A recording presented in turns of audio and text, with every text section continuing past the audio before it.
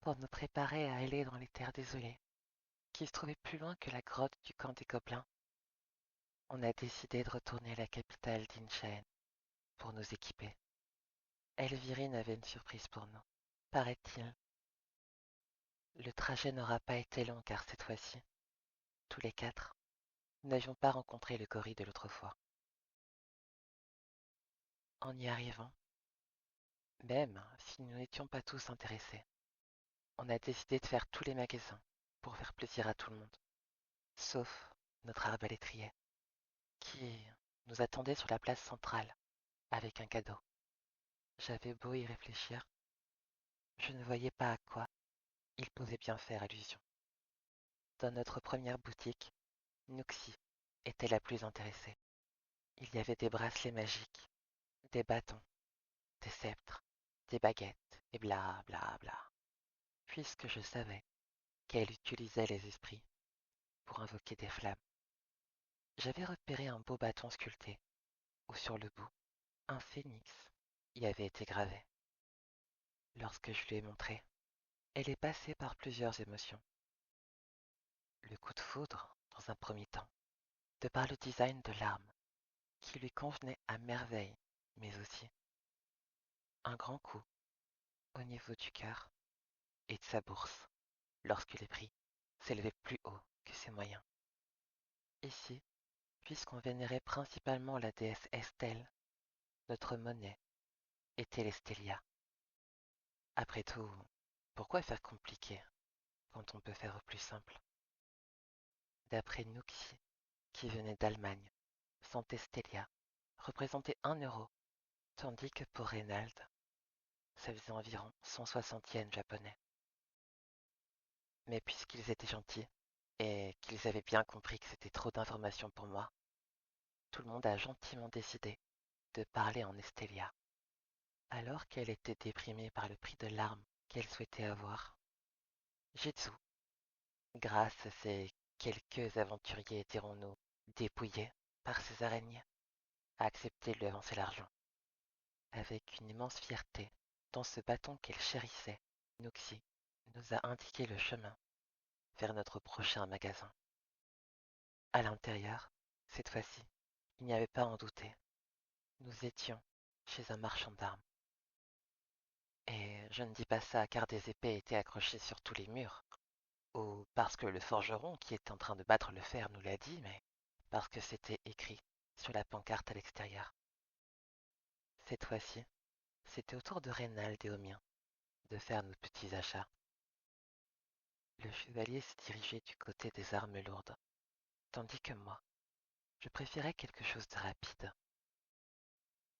En prenant la plus lourde épée que le forgeron avait, il n'était pas satisfait, Je ne sais pas si c'est de la qualité car elle m'a l'air très légère. a-t-il expliqué en la tenant d'une seule main. Pour vérifier ses propos, je me suis avancé jusqu'à lui pour essayer. Et c'est là, qu'au moment où Reynald l'a lâché des mains, pour que je tienne le manche, que le forgeron et lui-même ont échangé un sourire. Pendant l'espace d'un instant, j'ai eu l'impression que tout le poids du monde se trouvait dans mes mains, et j'ai commencé à basculer vers l'avant. Bien sûr, la gravité faisant effet, l'arme allait se retrouver à toucher le sol. Et c'est là que de son petit doigt, pour empêcher la lame de se cogner par terre, Jitsu a retenu l'épée.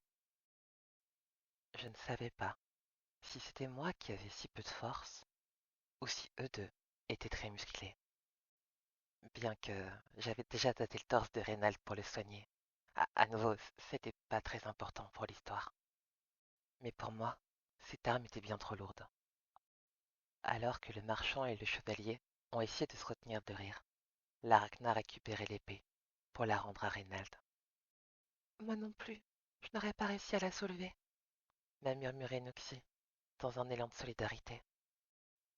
Alors que le chevalier était content de sa nouvelle épée, je suis retourné du côté des armes légères.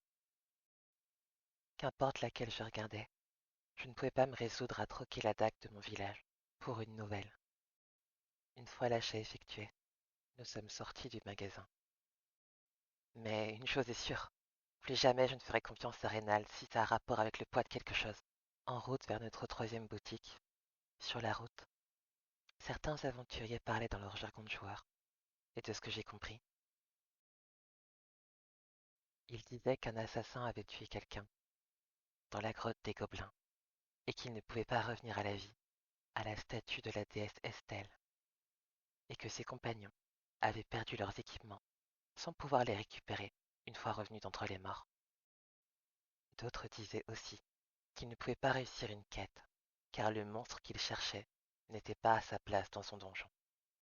C'est là que nous sommes arrivés au magasin. Jitsu n'était pas rentré avec nous, et m'a demandé ma dague pour trouver quelqu'un capable de me l'enchanter, c'est-à-dire de la rendre plus tranchante ou magique, selon les enchanteurs de présents dans la ville. Et c'est en ouvrant la porte du bâtiment que nous y avons trouvé des merveilles. Reynald avait maintenant des jambières et des gants en plaques. Nuxi s'était acheté une nouvelle robe aux propriétés magiques. Et moi, j'aimais beaucoup mes vêtements, mais mon regard a été attiré par un grand gantelet qui allait de mes doigts jusqu'à mon épaule, elle-même comprise par une épaulette. Si on comptait tout ce que tout le monde avait pris, Nuxi en avait pour 150 000 Estelia, le chevalier pour 50 000 de plus, tandis que ce que moi je voulais dépassait le million. Quand ils ont entendu le vendeur annoncer le prix de mon équipement, après qu'eux aient payé ce qu'ils souhaitaient, ils savaient qu'il n'y avait pas moyen de négocier, car contrairement aux boutiques précédentes, cette fois-ci, le marchand n'était pas un aventurier, mais un citoyen comme moi. Vous demanderez à l'association de rembourser ce que je vous dois, et je dis au vendeur. C'est là que nous nous sommes tous les deux inclinés, et que je suis sorti de la boutique. Après être venu jusqu'à moi, ils m'ont demandé de quelle association je pouvais bien faire référence, mais je n'en ai pas dit un seul mot. Ils ont beau être mes compagnons de route, et ceux à qui j'ai fait une promesse, il y a certaines choses que je ne peux pas leur avouer, ou du moins, pas encore. Une fois nos achats terminés, nous sommes allés jusqu'à la place centrale, là où se situait un restaurant en extérieur, qui se trouvait tout autour d'une fontaine. Elvirine était là, avec un grand sourire, mais elle n'avait pas changé son équipement, ou en tout cas, pas cette même cape qu'il avait quand je l'ai rencontré. Nous nous sommes tous les trois assis, là où il était, et on a un peu discuté en attendant Jitsu.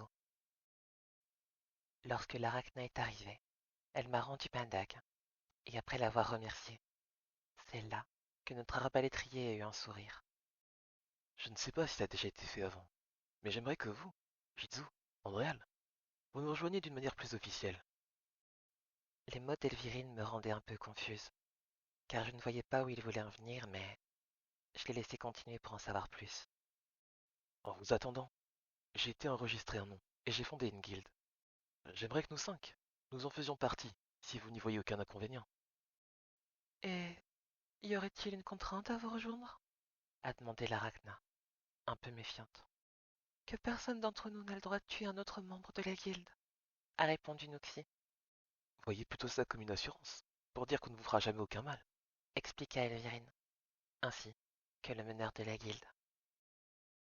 Et c'est là qu'un petit badge nous a été tendu, qu'on a ensuite accroché sur nos vêtements ou notre armure, avec inscrit dessus l'arc-en-ciel gris.